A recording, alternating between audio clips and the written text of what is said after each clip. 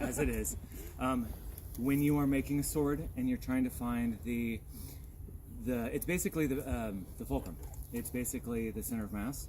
So right here, obviously this one's going to be pretty close to the center.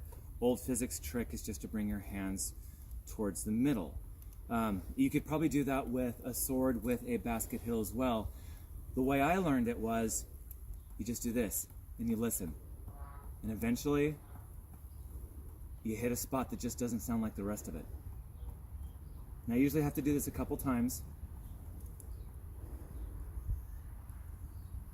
And you got to keep the pressure going, but it does usually come back to about that center of gravity point. It gets like thuddy.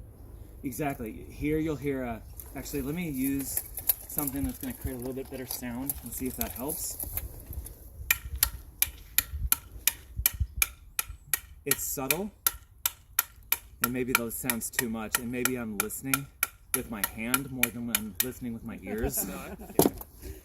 Okay, yeah. It's a slight. It's a very subtle thing, but it's going to be that center of gravity, and I can prove that with a sword. I usually mark the spot just to help myself. So you're saying that it's near the center of mass. Exactly. Does putting on the hilt change that? Yes, because look at the length. I think the dead spot here is where my finger is. And the important part of this, and Leitov the Silver Heroes, Sir Leitov, Viscount Leitov, he marks his with tape, and it has helped me in a fight where I struck a very honorable opponent.